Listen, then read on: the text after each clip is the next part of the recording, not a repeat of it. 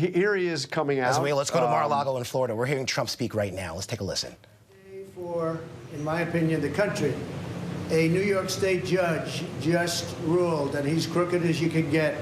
And a lot of people expected something like this, but not for the amount. But this is a very dishonest man. This is a man that's been overturned already on this case 4 times.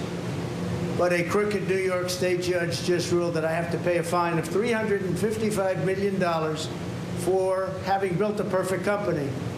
Great cash, great buildings, great everything. It affects New York. It's mostly talking about New York, where we have a totally corrupt attorney general. She campaigned on the fact that I will get Trump, I will get Trump. Everybody's seen it. Letitia James, they've all seen it. Well, we'll be appealing, but more important than that, this is Russia, this is China, this is the same game. All comes out of the DOJ, it all comes out of Biden. It's a witch hunt against his political opponent, the likes of which our country has never seen before. You see it in third world countries, banana republics, but you don't see it here. So I just want to say this. You build a great company. There was no fraud. The banks all got their money, 100%. They love Trump. They testified that Trump is great customer, one of our best customers. They testified beautifully. And the judge knows that. He's just a corrupt person. And we knew that from the beginning. We knew it right from the beginning because he wouldn't give it to the commercial division. This judge thought Mar-a-Lago is worth $18 million, and it's worth anywhere from 50 to 100 times that amount. So we realized that. He ruled against me before he even got the case. He ruled against me. He said I was guilty. He didn't know what I was guilty of before he even got the case. And Letitia James, that's another case altogether. She's a horribly corrupt attorney general, and it's all having to do with election interference. There were no victims because the banks made a lot of money. They made $100 million. And by the way, I paid approximately $300 million in taxes as the migrants come in and they take over New York. I paid over this period of years over $300 million in taxes, and they want me out. Oh, let's see if we can get them out. These are radical left Democrats. They're lunatics, and it's election interfering. So I just want to thank you for being here. We'll appeal. We'll be successful, I think, because, frankly, if we're not successful, New York State is gone. People are moving out of New York State. And because of this, they're going to move out at a much faster rate. They used a statute. It's a consumer fraud statute that's never been used for a thing like this before. They used it on me because I'm running for president. I'm beating Biden by a lot. We're beating not only the Republicans, we're beating Biden by a lot. The poll came out today. We're up 20 points on Biden. If I weren't running, none of this stuff would have ever happened. None of these lawsuits would have ever happened. Nothing would. I would have had a nice life. But I enjoy this life for a different reason. We're going to make America great again. These are corrupt people. These are people that shouldn't be allowed to do the things they do.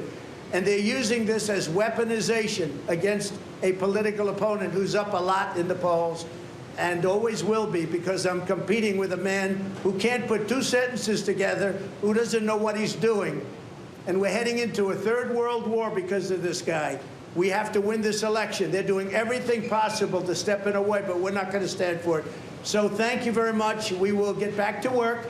It's a ridiculous award. Listen, a fine of $355 million. Okay, that was former President Donald Trump speaking outside in Palm Beach, Florida, outside of his Mar-a-Lago estate, obviously reacting in an inflammatory manner based on the judgment that was just handed down in that New York civil fraud case.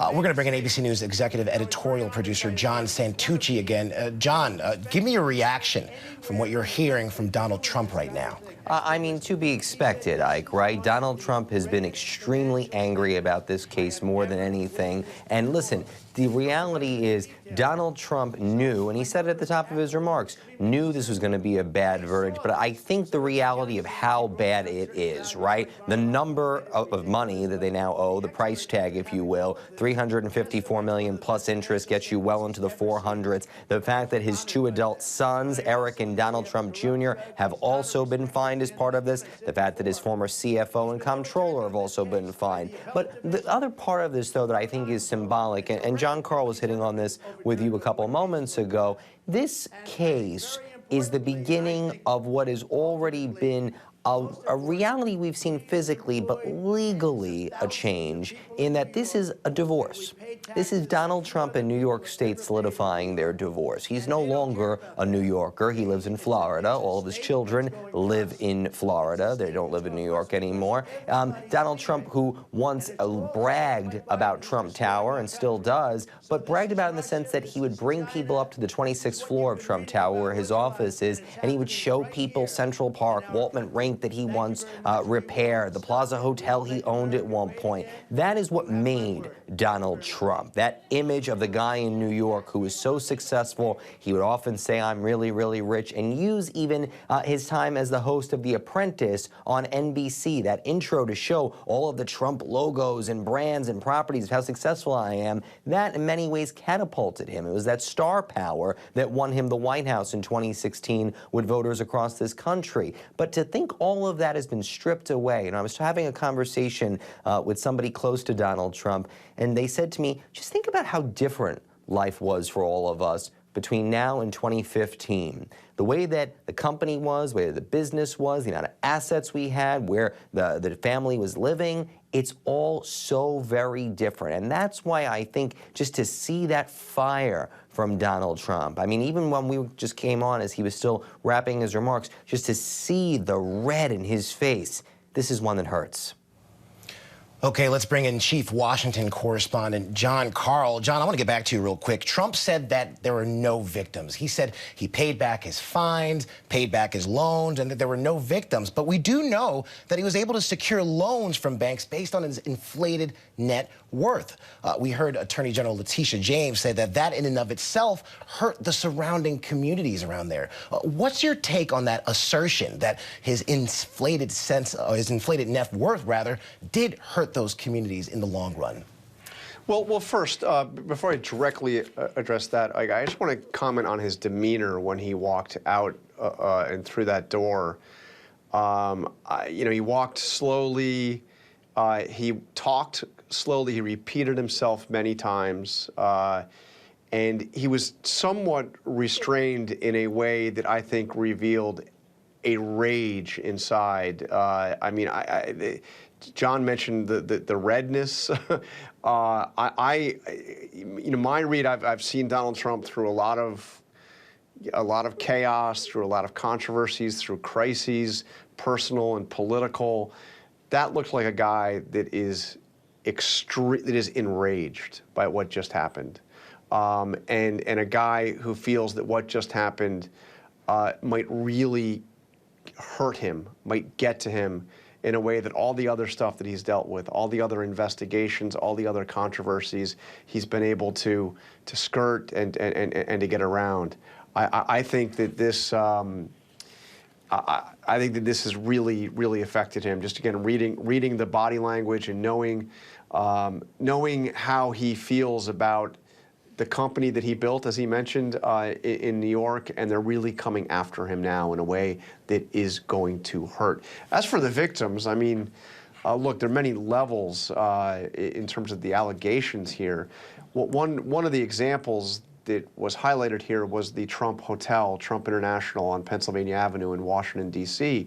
And the judge says that the evidence proves that Donald Trump never would have gotten the contract. That's a government property. That building's actually owned by the United States government, but they put up for bid to put a hotel there, and the company that won the bid would have a 99-year lease, effectively, controlling the things for a couple of lifetimes.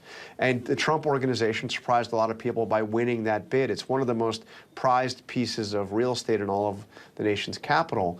And the judge said that the evidence proved that Donald Trump never would have gotten that bid if he hadn't lied about his balance sheet, if he hadn't misrepresented how much money he had and how much his other assets were worth. And that's why, you look at the number, this wasn't just a random number, $354 million that was pulled out. It was the court saying that this is the money that he was able to get through fraudulent means. So he got that contract. Now, there were other companies bidding on that piece of property to build that hotel in the old post office.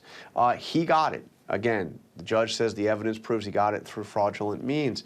When he sold, when he sold the property after he left the White House, he made over $100 million in profit on that. Don Jr. Made a little over $4 million in profit on that.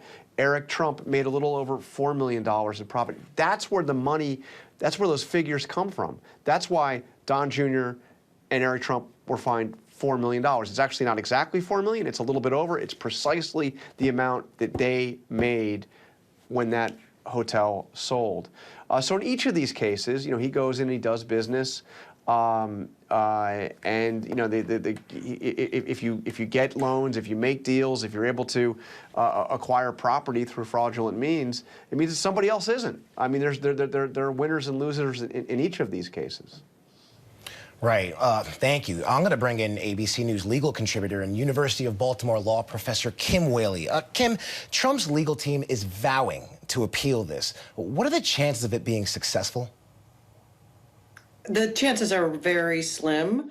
The judge was careful to address all of the defenses, that the argument that it's the bank's fault, the argument that it was his accountant's fault. He walks through all of that. And he also says, listen, sometimes properties, there can be differences of opinion and valuation, but not by these margins, not by the extreme lies. For example, a triplex property that was he tripled the number of footage, that it was 10,000 feet, but Donald Trump's team said it was 30,000 feet. These are not difficult facts to demonstrate to an appellate court. Were well established by this judge. And then in the legal findings, again, he argues for elements that don't exist under New York law. So I think on appeal, he's probably going to lose. And in the interim, he's going to have to, under New York law, come up with the money in order to appeal or secure a bond. But under New York law, to get a bond, you have to either make good on your bond with a signature, and based on this verdict, or this judgment, that's unlikely anyone's going to give him that, or he has to put up collateral. So he's really in a pickle, even getting to the point where he can have an appeals court look at this very carefully rendered 92-page decision. But Kim, I want to stick with you. Trump has essentially built his brand on wealth and success. Today is just another loss on his record. How is this going to play out moving forward in the eyes of voters? That's just really stunning. It seems like voters look back on those years fondly, as somehow gas prices were better, and the groceries were better, and that basically he's this businessman that knows how to run the country better, like a business. And I think many people probably voted in 2016 on that aspiration, that mythology, and now you have him with this stunning ruling, $354 million worth of fraud plus interest, etc. But for his core voters, that's probably not going to move the needle, particularly given that he continues to attack the judge, to attack the legal system, to attack the judicial system. And people, I think, are just exhausted and confused. They don't really know the difference between law and politics, and that judges are bound by rules of evidence. There are appeals. There are procedures that ensure that garbage information doesn't go to the fact finder. But there's a lot of just lies about that, as much as there were lies in these statements of financial condition for his properties that duped lenders and insurance companies into giving him money that he wasn't entitled to. All right, let's go back to Chief Washington correspondent John Karl. John, what's the next steps politically? Do you think he'll still maintain that firm grip on the Republican Party? Well, there's no indication that that is going to change. But again, I think that in some ways, this case cuts at him in a way that's more immediate and more problematic than the legal cases, where he has a clear strategy. In all the criminal cases, it's a clear strategy of delay, delay, delay. Try to push the cases until after the election. Hope he can win the election. Call off the federal case. But this gets at his own. We mentioned his image, but also his well-being. But what's interesting about this, and actually quite astounding, and something we've never seen any parallel like it in all of American history that I am aware of, is he is facing these severe defeats in court. So there's this case, there's the E. Jean Carroll case, twice E. Jean Carroll case. Massive amount of money. These are both civil cases. We haven't even gotten to the criminal cases yet, but clearly the drumbeat coming there as well. But even as that is happening, Donald Trump's grip on the Republican Party is as strong as it has ever been. I mean, arguably as strong as it was when he was president of the United States. And even just the past week or so, we've seen him effectively oust the chairwoman of the Republican Party, Ronna McDaniel.